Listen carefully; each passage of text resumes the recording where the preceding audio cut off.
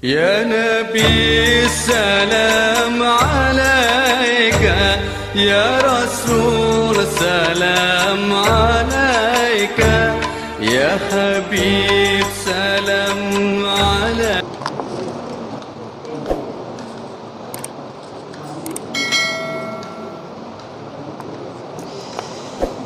أعوذ بالله من الشيطان الرجيم. بسم الله الرحمن الرحيم. السلام عليكم ورحمة الله وبركاته. نحمدك يا من أوضحت لنا سبل الهداية وأنزحت عن بصائرنا وسوت الغواية، ونصلي على من أرسلته شاهدا وبشرا ونذيرا وداعيا إلى الله بإذنه وسراجا منيرا. أشهد أن لا إله إلا الله وأشهد أن سيدنا ومولانا محمدا عبده ورسوله صلى الله عليه وسلم لا نبي بعده. أما بعد، فقال الله تعالى في القرآن الكريم: أعوذ بالله من الشيطان الرجيم. بسم الله الرحمن الرحيم. وما أمروا إلا ليعبدوا الله مخلصين له الدين حنفاء ويقيموا الصلاة ويؤتوا الزكاة وذلك دين القيمة. صدق الله العظيم. Yang kita hormati Bapak Ibu pengurus Masjid Al-Hijrah, yang kami hormati para ustadz, para guru, imam, ibu-ibu majelis ta'lim, umumnya kaum muslimin dan muslimat, jemaah maghrib yang dimuliakan Allah. Selalu kita bersyukur kepada Allah Subhanahu wa ta'ala di atas segala limpahan nikmat yang Allah berikan kepada kita semua. Pertama sekali, marilah kita selalu bersyukur kepada Allah Subhanahu wa taala di atas segala limpahan nikmat yang telah Allah berikan kepada kita semua.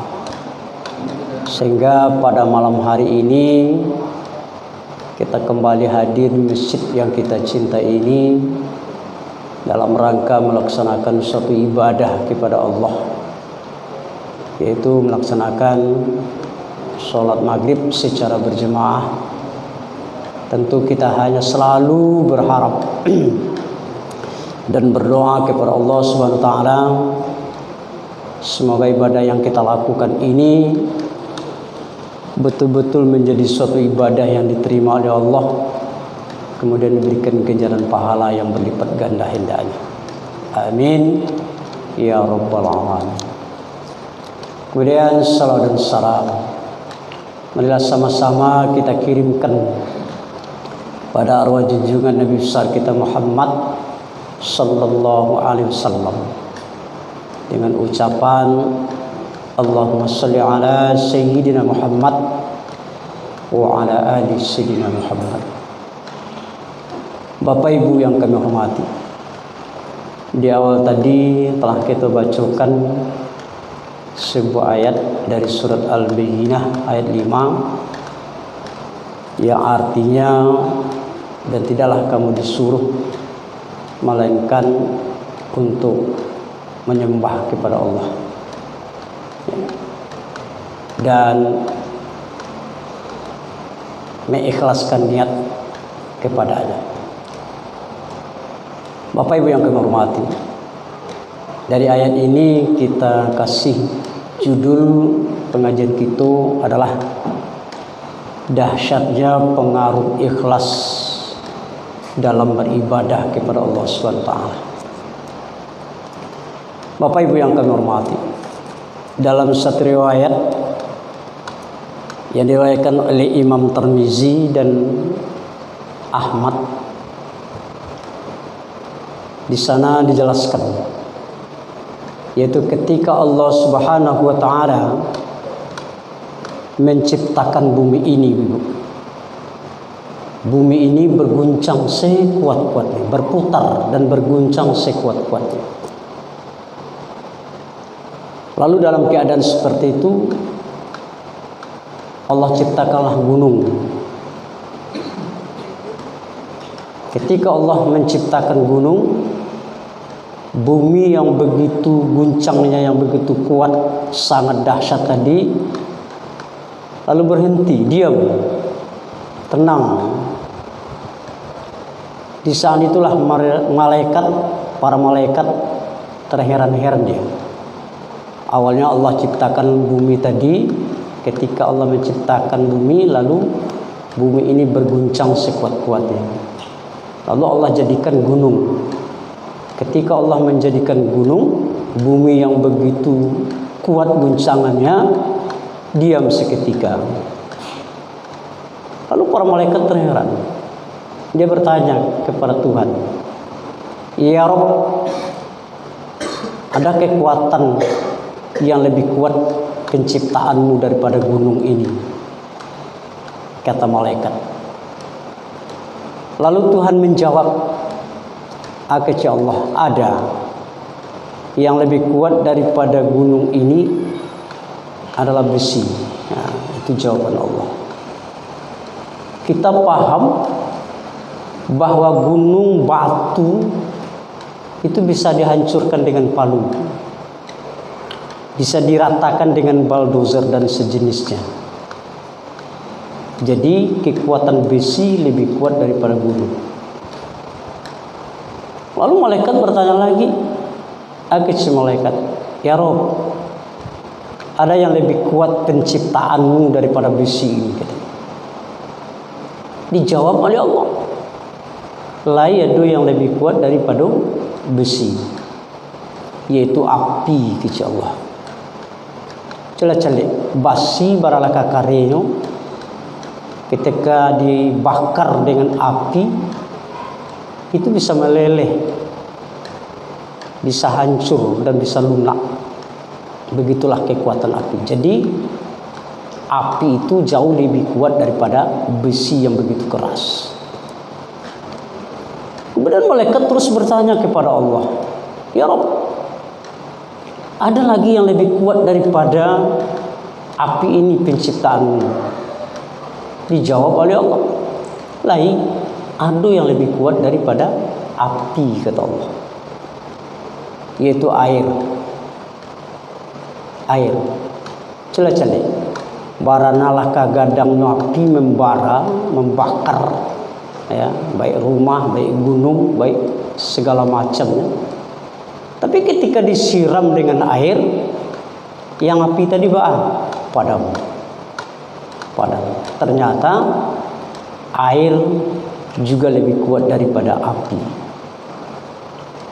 Kemudian ditanya lagi oleh malaikat, malaikat, "Ya Rabb, ada lagi penciptaanmu lebih kuat daripada api ini, daripada air ini?" Ada, kata Allah, yaitu angin. Air di samudra yang luas itu bisa menjadi gelombang yang begitu besar, yang sangat dahsyat, bisa menghempaskan batu karang. Begitu juga kapal yang sedang berlayar. Ternyata angin jauh lebih kuat daripada air. Itu kata Allah.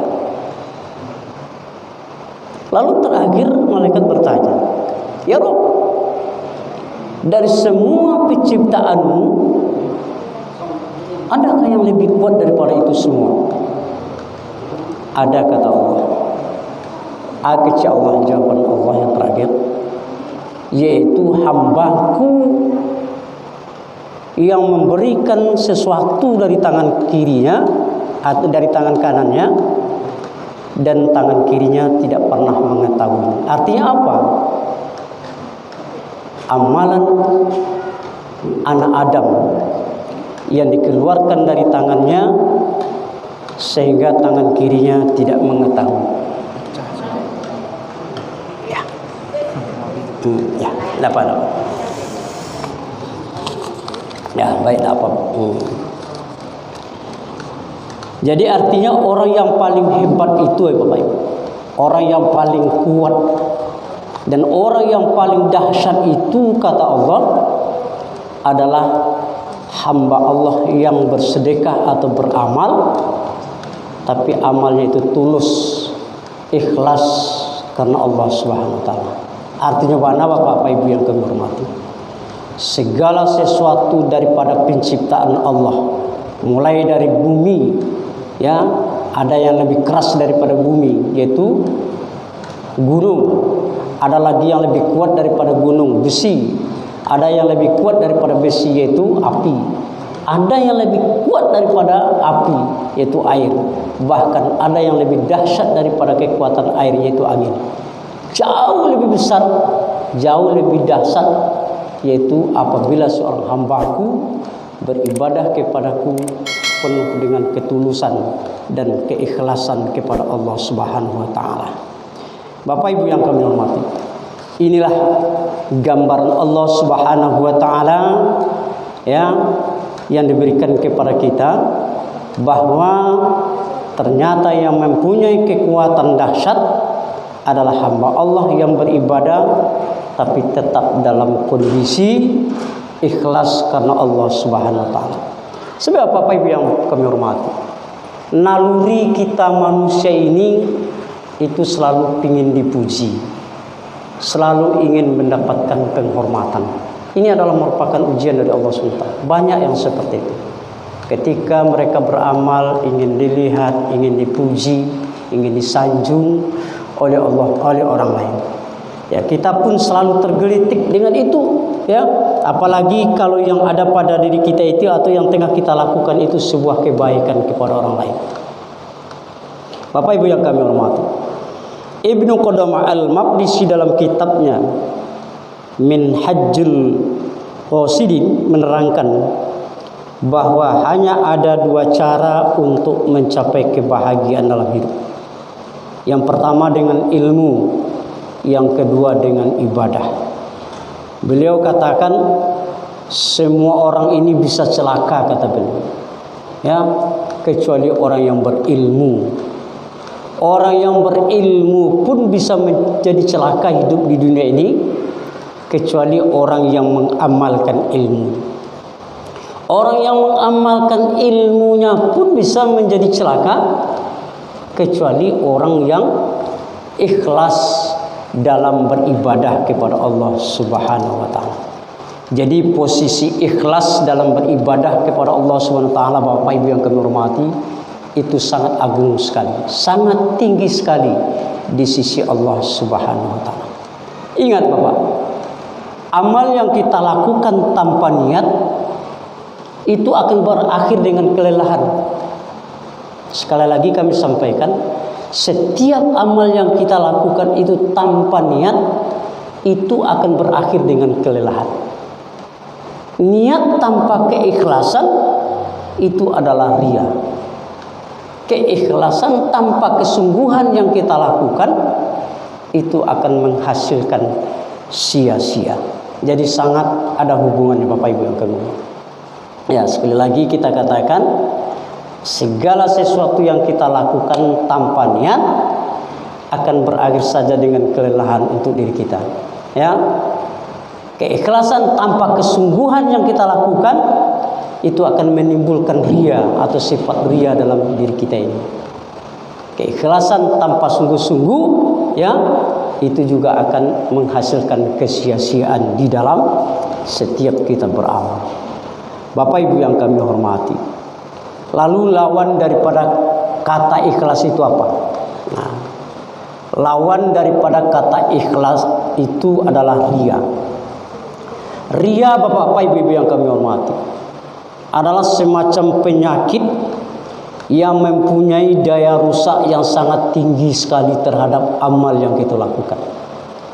Sekali lagi kita katakan bahwa penyakit riya mempunyai daya rusak yang sangat tinggi terhadap amalan yang kita lakukan. Sebesar apapun amalan yang kita lakukan, kalau di dalamnya terselip riya, maka amalan yang kita lakukan itu tidak berarti apa-apa di sisi Allah SWT. Sebab Allah sudah menegaskan, Allah tidak akan menerima amalan seseorang apabila di dalamnya terselip kata riya itu. Bapak Ibu yang kami hormati, dalam beraktivitas sehari-hari dan bersinggungan dengan orang lain, kita ini seringkali terpeleset kepada sifat yang dinamakan dengan riya itu, ya. Atau malah sebaliknya, gara-gara takut riya kadangkala kita menjadi ragu malah meninggalkan suatu ibadah, padahal yang kita tinggalkan itu adalah suatu ibadah di sisi Allah Subhanahu wa taala. Memang Bapak-bapak, Ibu-ibu yang kami hormati, jarak antara riya dengan ikhlas itu sangat tipis sekali. Sangat tipis sekali. Bagaikan batas pemisah antara hitam dengan putih. Nah, coba bayangkan. Jarak antara riya dengan ikhlas beribadah kepada Allah itu sangat tipis sekali. Bagaikan jarak antara pemisah antara hitam dengan putih. Riya itu adalah merupakan salah satu bentuk kesyirikan kita kepada Allah Subhanahu wa taala yang amat tersembunyi sekali.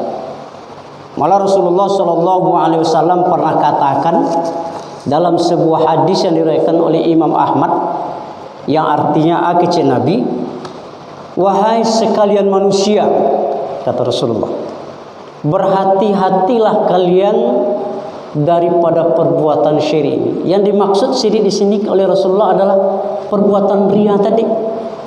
Kenapa Rasulullah mengingatkan yang seperti itu?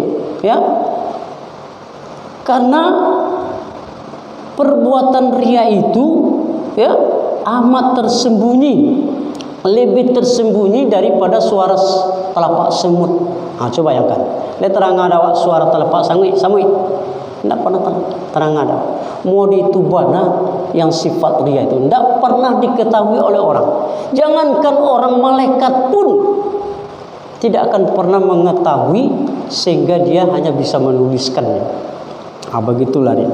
Sampai Rasulullah Shallallahu Alaihi Wasallam ditanya oleh salah seorang sahabat, kecil sahabat, wahai Rasulullah, kalau memang perbuatan riya itu, ya, tersembunyi, lebih tersembunyi daripada suara telapak semut, lalu bagaimana kita mengatasinya? Kata sahabat kepada Rasulullah. Lalu Rasulullah Shallallahu Alaihi Wasallam menjawab, ucapkanlah kece Nabi, ya Allah, sesungguhnya kami berlindung kepadamu daripada perbuatan syirik yang kami ketahui dan perbuatan syirik yang tidak kami ketahui. Itu banal, banal luar biasa, ya, yang namanya riya itu. Jadi ingat, pokoknya segala sesuatu perbuatan yang kita lakukan, bila terselip di dalamnya suatu perbuatan riya, maka sebesar apapun amal yang kita lakukan tidak berarti apa-apa di sisi Allah Subhanahu wa taala. Ya. Menurut Imam Junaid, ana dikatakan dengan ikhlas itu. Ikhlas itu, kata beliau, sirrum bainallah wa bainal abdi, yaitu rahasia Allah, ya, rahasia antara Allah dengan hambanya, itu yang dinamakan ikhlas. La ya'lamuhu malakum fayaktubuh. Malaikat pun tidak akan pernah mengetahui, sehingga malaikat itu bisa mencatat daripada perbuatan kita. Kemudian wala syaitanun fayufsiduhu. Syaitan pun tidak pula mengetahui, dan dia juga tidak pula bisa merusak daripada perbuatan kita. Itu yang dinamakan dengan ikhlas. Bapak Ibu yang kami hormati, agar dapat kita memahami hakikat daripada perbuatan ikhlas itu, mari sejenak kita melihat sebuah kisah teladan, yaitu tentang kisah teladan seorang tabi'in yang bernama Zainul Abidin bin Ali bin Hasan bin Ali bin Abi Thalib.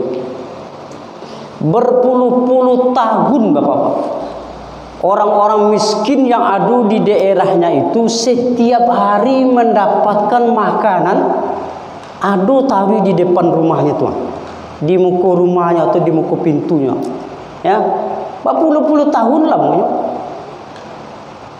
Tapi orang miskin itu anehnya tidak tahu sama sekali siapa mantan makanan ke rumah mereka. Tidak ada yang tahu seorang itu. Ya. Fenomena itu baru diketahui ketika Zainul Abidin itu sudah wafat. Ya. Ketika Zainul Abidin itu wafat. Dan orang miskin pun, para orang miskin yang ada di kampung itu merasa kehilangan dia. Kok ndak ada tibu makanan lewat. Salamu kuah, ada si orang mantan makan tanpa dikitulah terletak si makanan di muka pintu. Tapi kini kok ndak ada orang yang mantan makanan. Peristiwa itu baru dia ketahui ketika mereka memandikan mayatnya Zainul Abidin. Mereka sama-sama melihat ada bekas hitam di pundaknya ini. Ini membuktikan bahwa makanan yang datang ke rumah mereka inilah orang yang mengantarkan selama ini. Coba bayangkan, berpuluh-puluh tahun Zainul Abidin mantan makan makanan ke rumah fakir miskin, tapi seorang pun yang tidak ada yang tahu siapa adalah mantan makan. Mau itulah keikhlasan, ketulusan hati seorang tabi'in untuk beramal atau bersedekah, ya. Bapak Ibu yang kami hormati, ya. Para ulama berpendapat bahwa amal kebajikan itu ada yang boleh diperlihatkan, ya, dengan syarat, ya, dilakukan sebagai contoh dan tauladan bagi murid atau orang lain yang perlu untuk mengetahuinya. Ibadah-ibadah wajib sendiri memang harus diperlihatkan. Contohnya sholat, puasa, haji, zakat, tujuannya itu untuk syiarnya Islam. Kalau tidak serupa itu ya, niscaya syiar-syiar Islam itu akan hilang. Namun kita harus tetap menjaga hati kita agar semua yang kita lakukan itu betul-betul didasari keikhlasan hanya karena Allah Subhanahu wa ta'ala, sesuai dengan perintah Allah dan sunnah Rasulullah Sallallahu Alaihi Wasallam. Ibadah yang paling baik Bapak-bapak Ibu-ibu yang kami hormati yang kita lakukan tanpa terlihat oleh orang lain adalah ibadah sunat. Itu perlu kita sembunyikan, ya. Namun tidak berarti tidak boleh diperlihatkan kepada orang lain. Dengan tujuannya apa? Untuk mengajarkan atau menganjurkan kepada mereka untuk rajin melaksanakan ibadah, ya, sesuai dengan tuntunan Allah maupun sunnah Rasulullah Sallallahu Alaihi Wasallam. Bapak Ibu yang kami hormati, lalu Bapak Ibu yang kami hormati, mengapa kita harus ikhlas beribadah kepada Allah itu, ya? Mengapa kita mesti memurnikan ibadah kita hanya kepada Allah? Kemudian apa manfaatnya kita berbuat ikhlas, dan apa pula kerugiannya kalau kita tidak ikhlas beribadah kepada Allah Subhanahu wa taala? Bapak Ibu yang kami hormati, tentu ada banyak hal, ya, yang mengharuskan kita untuk ikhlas beribadah kepada Allah Subhanahu wa taala. Yang pertama, ikhlas itu syarat diterimanya amal ibadah kita ini. Ini yang penting. Kenapa kita harus ikhlas beribadah? Dan pertama sekali, ikhlas itu syarat utama diterimanya ibadah kita oleh Allah Subhanahu wa taala. Sebab ikhlas itu adalah rohnya amal. Amal tanpa keikhlasan, sebesar apapun yang kita lakukan, kata Rasulullah, itu tidak berarti apa-apa di sisi Allah Subhanahu wa taala. Dalam sebuah hadis yang sangat populer yang sering kita baca, hadis sahih yang diriwayatkan oleh Bukhari wa Muslim, akece Nabi, innamal a'malu binniat. Sesungguhnya segala sesuatu yang kita lakukan itu harus dengan niat. Ya. Wa innamal likulli imri'in ma nawa. Segala sesuatu yang kita lakukan itu baru mengandung bernilai pahala di sisi Allah itu sesuai dengan niat yang kita lakukan. Jadi Bapak Ibu yang kami hormati, niat ini menjadi penentu yang sangat utama dalam setiap kita beramal. Ibadah hijrah pada saat Rasulullah SAW dan kaum muslimin berada di Mekah, ya, itu adalah suatu ibadah yang paling utama pada saat itu. Artinya apa? Pai hijrah dari Mekah ke Madinah pada waktu Rasulullah SAW dan kaum muslimin itu adalah suatu ibadah yang paling utama pada waktu itu. Ya, semua kaum muslimin berpindah dari negeri asalnya, meninggalkan harta mereka, sanak pemilih mereka, keluarga mereka, menuju negeri yang belum pernah mereka datangi, yaitu Madinah. Ya, tujuannya adalah untuk menyelamatkan agama dan akidah mereka. Ada lagi Bapak Ibu yang kemarin, ketika Nabi SAW dan kaum muslimin melakukan hijrah pada waktu itu, bermacam-macam niat mereka. Ada yang niatnya bersama Rasulullah untuk mendapatkan pahala dari Allah, ada yang ingin mendapatkan dunia, dan ada pula yang ingin mendapatkan istri ketika sampai di Madinah. Bermacam-macam. Sampai Rasulullah katakan kita pergi hijrah ini mendapatkan pahala dari Allah SWT sampai di Madinah nanti sesuai dengan apa yang kita niatkan, kata Rasulullah. Sampai-sampai pada waktu itu Bapak Ibu yang kami hormati, ada seorang pemuda, ya, pergi bersama Rasulullah hijrah dari kota Mekah ke Madinah. Tapi niatnya apa? Dia sampai nanti di Madinah ingin mengawini seorang janda kembang yang bernama Ummul Qais. Nah, itu niatnya. Ketika beliau sampai di Madinah bersama Rasulullah, ya, sampai niatnya, sampai di Madinah, lalu dia temui seorang janda kembang yang bernama Ummul Kalsum, ya, lalu dia nikahi. Setelah itu dia bertanya kepada Rasulullah, ya Rasulullah, saya pergi hijrah bersama kamu mulai dari awal dari Mekah sampai ke Madinah. Niat saya tadi sesampainya saya di Madinah ini ingin mengawini salah seorang janda ini. Lalu Rasulullah bersabda, hanya itu yang kamu dapati, sedangkan amal tidak akan pernah kamu dapati, kata Rasulullah SAW. Oleh karena itu Bapak Ibu yang kami hormati, sesungguhnya sebuah amal yang sama kita lakukan akan berbeda nilainya di sisi Allah Subhanahu wa taala. Itu tergantung niat orang yang melakukan ibadah. Jadi Bapak-bapak, sebuah amal yang sama kita lakukan itu akan berbeda nilai di sisi Allah Subhanahu wa taala. Ya. Dua orang yang melakukan sholat, melaksanakan puasa, melaksanakan haji dan umrah dan segala amal yang dia lakukan, itu belum tentu amal keduanya diterima semua.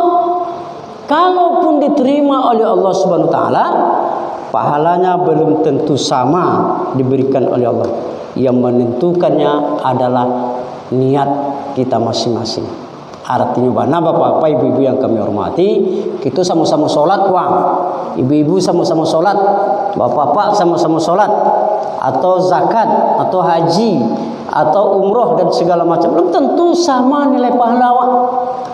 Belum tentu semuanya itu diterima. Kalaupun itu diterima oleh Allah, belum tentu sama nilainya di sisi Allah Subhanahu wa taala. Umpamanya puasa yang dilakukan oleh bapak, ya, belum tentu sama nilai. Itu tergantung kepada niat kita masing-masing. Nah, inilah yang dikatakan oleh minkum mayuridu dunya. Siapa di antara kalian ini beribadah kepada Allah itu ada yang menghendaki dunia. Banyak yang seperti itu, ya, ingin beribadah kepada Allah hanya ingin mendapatkan dunia, ya. Banyak contoh, apalagi dalam situasi sekarang, ya, pemilihan atau pilkada serentak, berbagai macam cara, ya, berbagai macam cara. Dia mengatakan bersedekah segala macam, tapi ada udang di balik batu. Amalan seperti itu tidak akan pernah diterima oleh Allah. Dia bersedekah ke masjid, tapi berudang di balik batunya, ini yang susahnya. Ya. Kemudian ada lagi, wa minkum may yuridul akhirah, kata Allah dalam surat Ali Imran ayat 152. Ada pula di antara kita beribadah betul-betul untuk akhirat. Inilah yang dinilai oleh Allah Subhanahu wa taala dengan sebaik-baiknya.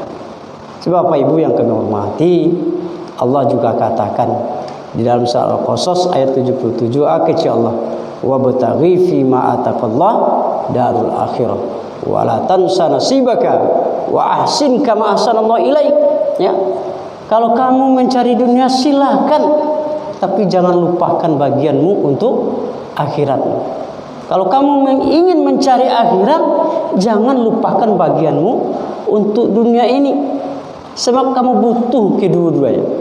Ya, itu dilarang oleh Allah. Sujud tahrisi di masjid pun dilarang oleh Allah. Sembahyang tahrisi di masjid itu dilarang oleh Allah. Ya, sebab anak kita butuh makan, butuh pakaian, butuh papan, ya nak? Butuh. Ada kewajiban kita. Dilarang pula oleh Allah. Begitu juga sebaliknya. Dunia tahrisi pun juga dilarang oleh Allah. Ya. Pagi-pagi pulang sore banting tulang peras keringat. Pulang pagi gelap, pulang gelap. Ya. Badan tak terurus, anak berantakan. Mau ditulah kepanjang tarik. Hendaknya harus ada keseimbangan tadi antara dunia dan jangan dunia saja kita ingini, cari juga untuk kehidupan dia di akhirat. Jangan di akhirat saja kita cari, dunia pun juga kita cari. Harus ada keseimbangan di dalam menjalani kehidupan ini. Kemudian yang kedua, kenapa kita harus ikhlas dalam beribadah itu? Ya, yang kedua, mendapatkan kebahagiaan di dalam jiwa kita ini. Bapak Ibu yang kami hormati, ada kebahagiaan dalam setiap kebaikan yang kita lakukan. Ya, sebelum orang lain bahagia dengan kebaikan yang kita lakukan. Kebahagiaan itu telah terlebih dahulu mampir ke dalam diri kita. Dalam sebuah hadis Rasulullah SAW pernah mengajarkan doa kepada awak. Doa yang diajarkan oleh Rasulullah kepada awak yang ada 3. Ya Allah, jadikanlah aku termasuk orang-orang yang bergembira ketika berbuat kebaikan, ya Allah. Dan segera beristighfar di saat melakukan kesalahan. Itu doa yang diajarkan oleh Rasulullah kepada Allah. Jadi Bapak Ibu yang kami hormati, orang yang ikhlas dalam beribadah kepada Allah itu akan merasakan kebahagiaan di dalam jiwanya. Sebab ia akan merasakan nikmatnya ketulusan. Sebab ia berbuat semata-mata karena Allah. Ya, dia pasti tidak akan pernah menyia-nyiakan pahala orang yang berbuat baik. Batinnya orang yang tulus beribadah kepada Allah itu, Bapak Ibu yang kami hormati, itu akan tenang. Orang yang ikhlas beribadah kepada Allah itu, jiwanya itu akan selalu bahagia. Perbuatan yang ia lakukan tidak tergantung kepada keberadaan orang lain. Ada atau tidak ada orang lain, sama saja bagi mereka. Kemudian itu orang yang ikhlas beribadah kepada Allah. Sebab ia itu beramal ya karena Allah, bukan karena orang lain. Ini banyak Pak. Dalam berimpak saja orang, kalau tidak disabuin namanya, karena marahnya. Karena marahnya. Kenapa? Pada ada baju tabai pak tadi kebandak batu lina mutna tu hilang kalau tu. Apalagi seorang haji, kini banyak supaya itu haji, pergi ke Makkah tu balik dari Makkah ya, dah ditulis namanya haji senang beralih. Oh adalah haji, wah bagaimana nak tulis nama senang?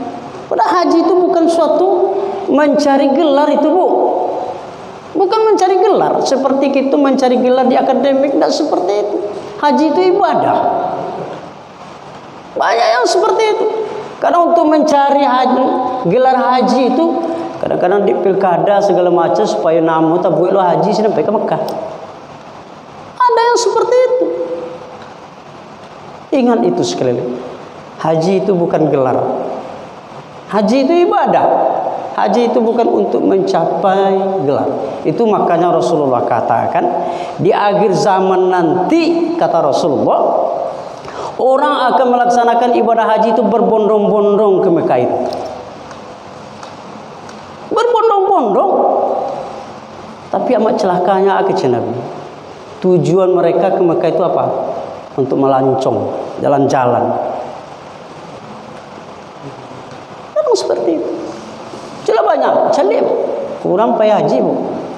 Waduh, dipublikasikan, lah dipoto segala macam, dikirim oleh, dikirim ke keluarga, ke grup segala macam. Wah inilah ada haji seolah-olah itu tidak. Kan terselip rasa ria itu. Ini Bapak Ibu yang kami hormati. Itu makanya ya Rasulullah, bahkan Allah sangat menegaskan tadi, ya, sebesar apapun amalan yang kita lakukan bila terselip dalamnya perbuatan riya, itu tidak akan berarti apa-apa di sisi Allah Subhanahu wa taala. Ada satu kejadian, ya, ada seorang bertanya kepada Rasulullah, kecil, ada salah seorang berjuang di jalan Allah, berperang untuk menegakkan agama aku kecil kepada Rasulullah. Tapi tujuannya setelah berperang nanti, kembali dari perperangan itu, dia menginginkan namanya disebut, dikenang oleh masyarakat. Lalu bagaimana seperti itu wahai Rasulullah? Dijawab oleh Rasulullah, dia tidak mendapatkan apa-apa, kata Rasulullah. Sampai 3 kali nyong bakatu kepada Rasulullah seperti itu. Ya. Tetap dijawab oleh Rasulullah, dia tidak mendapatkan apa-apa dari jihad yang dia lakukan itu, kata Rasulullah. Bahkan sampai Rasulullah SAW katakan, sesungguhnya orang yang melakukan amalan dengan riya, dia tidak akan mendapatkan apa-apa di sisi Allah Subhanahu wa taala. Inilah kenyataan yang kita lihat sebelah belakang ini, Bapak-bapak.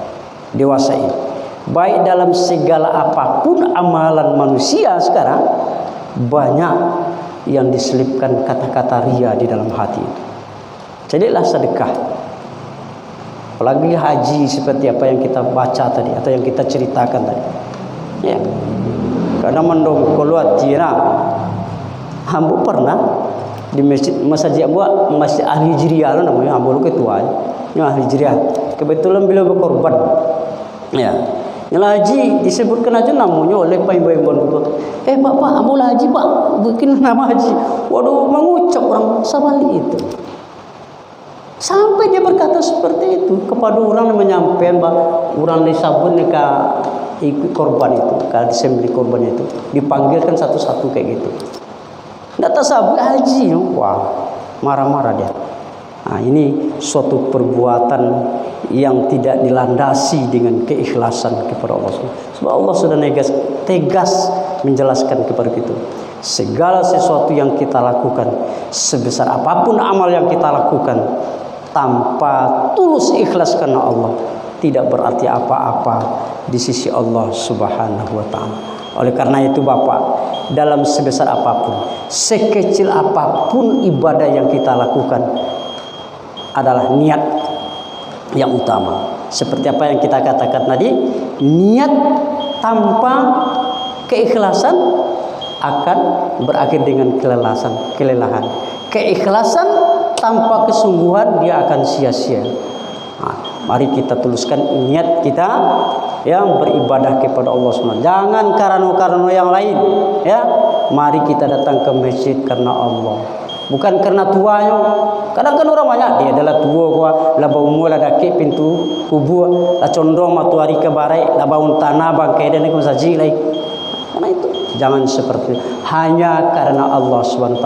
Barangkali inilah yang kita sampaikan, mudah-mudahan ada manfaatnya. Karena waktu sudah masuk, perbanyak maaf.